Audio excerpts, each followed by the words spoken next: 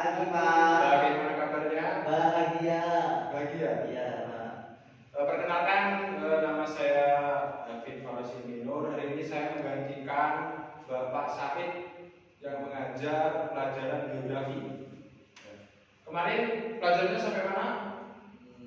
Lupa, Pak. Lupa? Nggak tahu. Ya. Nanti sebelum kita mulai, saya absen terlebih dahulu ya. Siapa? Ya. Dimas Bayu Anom. Oke, Pak. Yuda. Hadir. Ini tidak ada yang berhalangan kan? Tidak ada, Pak. Tidak ada ya. Wes langsung saja kalau gitu, nggak usah satu-satu.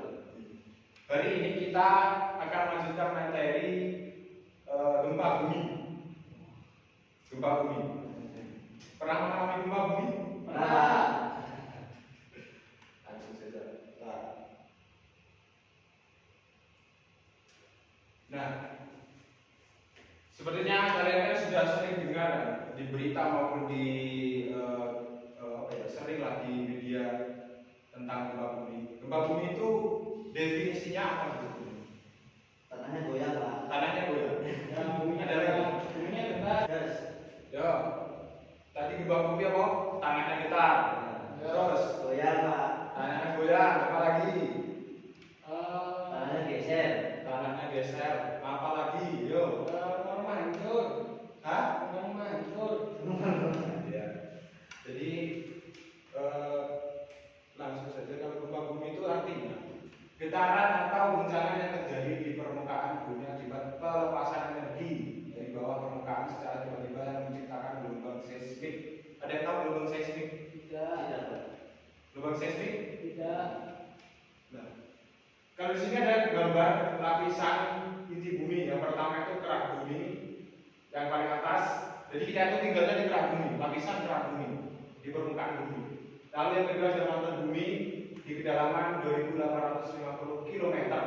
Lalu ada inti terluar bumi di kedalaman 2.200 km dan yang paling dalam yaitu inti bumi. Nah, jadi gelombang seismik itu adalah gelombang yang disebabkan adanya crash di kerak bumi, di lapisan kerak bumi. Nah, akhirnya menimbulkan adanya getaran seismik. Kalau kita ibaratkan itu, kalau ada air di dalam wadah tiba, kita tetesin satu tetes air. Nah, itu kan ada gelombang kan? Nah, itu analogi dari gelombang seismik. Yang kalian tahu, gempa itu jenisnya ada apa aja? Kedua. Kan tahunya selama ini jenis gempa ya gempa apa gitu kan? Iya. Ada berapa? Dua. Tahu? Vulkanik sama tektonik. Yang lain? Tidak tahu, Pak. Tidak tahu. Jadi jenis gempa itu ada tiga. Oh, tidak. Tiga.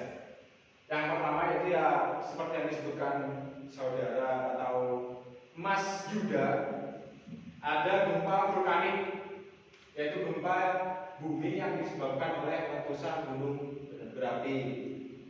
Nah, ini biasanya skalanya tergantung dengan ukuran gunung berapi itu sendiri. Jadi ketika seperti gunung Meletus itu kan lumayan gunung api yang besar ya. Jadi ketika meletus, gempa ini menimbulkan kekuatan Richternya juga cukup besar. Lalu ada gempa tektonik, yaitu gempa yang terjadi karena pergeseran lapisan kulit bumi akibat lepasnya energi di zona penunjaman. Nah, ini biasanya menyebabkan tsunami. Nah, ketika gempa tektonik ini skalanya cukup besar, nantinya akan menimbulkan gelombang tsunami seperti yang terjadi di Aceh kemarin. Itu disebabkan oleh gempa tektonik. Dan daya hancurnya yang paling dahsyat dari tiga jenis gempa ini adalah gempa tektonik. Lalu ada gempa runtuhan atau terban. Itu gempa yang disebabkan oleh tanah longsor atau gua-gua yang runtuh. Ini untuk ukuran Richternya itu tidak terlalu besar dan daya hancurnya tidak terlalu merusak, dan dampaknya pun kecil dan wilayahnya sempit. Nah, dari sini ada yang mau ditanyakan? Tidak, Pak. Tidak. Mas Yuda, Mas Dimas yang di depan? Tidak, Pak. Tidak ada? Tidak. Oke, lanjut ya. Ya. Yang selanjutnya itu adalah dampak gempa bumi. Yang kita mengetahui kalau ada gempa yang berukuran besar ya pastinya merusak. Ada dampak fisik dan dampak sosial. Dampak fisik antara lain adalah bangunan banyak hancur atau roboh, itu pasti. Lalu tanah longsor akibat adanya goncangan dari gelombang seismik tadi. Adanya korban jiwa jika itu sebelumnya tidak ada peringatan dari BMKG. Biasanya kalau sebelum atau pasca terjadi gempa itu kan ada peringatan dari BMKG biasanya disiarkan di televisi ataupun radio-radio. Lalu permukaan tanah menjadi merekat atau retak. Kalau sampai biasanya pernah pergi ke sawah yang belum dibajak mau ditanami, nah seperti itu.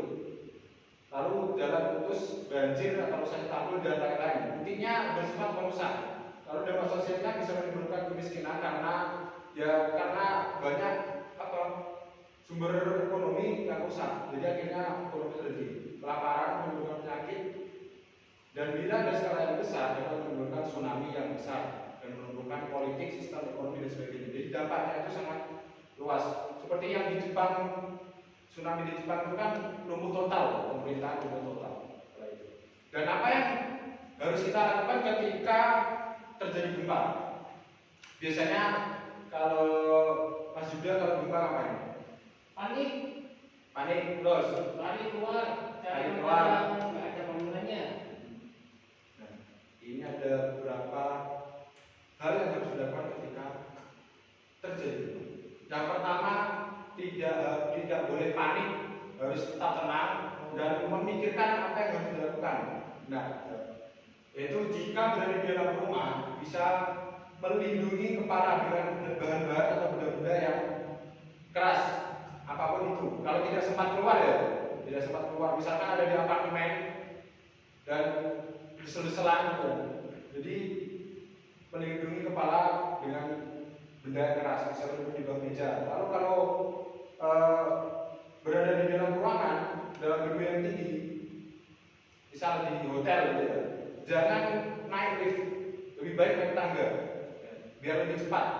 Sebaiknya menggunakan tangga darurat. Lalu jika waspadai bangunan dan pohon tinggi, cari tempat yang lapang. Pokoknya jangan berada di tempat yang memungkinkan bangunan atau sesuatu yang besar itu menimpa kalian. Lalu kalau getaran gempa bumi sudah selesai, nah ini biasanya kan ada gempa susulan. Ini jangan buru-buru untuk kembali ke dalam ruangan.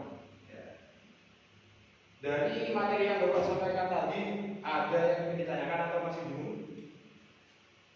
Ayo, Nana. Boleh tanya Pak? Ya boleh. Go. Aku mau tanya Pak, itu kalau di dalam rumah kenapa kok belinya di bawah meja Pak? Nanti kalau mejanya ambruk kan kita ikut jatuh juga. Ya, pertanyaan yang sangat bagus. Terima kasih. Biasanya ada meja tertentu ya, bukan cuma meja belajar yang biasanya dibuat itu bukan, bisa ya. Jadi seperti contohnya meja ini ya. Kenapa kok yang dipilih meja? Karena kalau dalam hukum Newton ada di mana ada benda lapang dan disangga oleh dua sisi yang sama panjang, itu kemungkinan menahan beban itu lebih kuat daripada kamu bawa plat besi atau apapun. Kalau di bawah meja, ketika ada benda runtuh, itu yang menahan ada kaki-kaki meja. Nah, kalau kamu sendiri pegang ini, kamu kan yang menahan jadinya. Titik tumpu beban itu ke kamu. Jadi kalau misalkan ada bawa besi, terus ada misalkan batu jatuh, kan kamu gini. Iya, bahaya. Nah, kenapa kalau pilih meja? Alasannya. Ada lagi? Sudah? Nah, kalau sudah cukup, ini sudah semua. Nanti apa yang saya sampaikan bisa ditulis di buku catatan dan dikumpulkan setelah jam pelajaran selesai, dikumpulkan ke ketua kelas. Oke. Ya, untuk hari ini mungkin cukup sekian. Dan kalau ada yang masih bingung, bisa menghubungi atau bertanya lewat WhatsApp ya. Oke. Semoga apa yang kita pelajari pada pagi hari ini dapat bermanfaat dan tertanam di ingatan kalian. Amin. Dan ketika ada gempa, harap hal-hal yang sudah saya jelaskan tadi untuk dilakukan. Ya. Terima kasih atas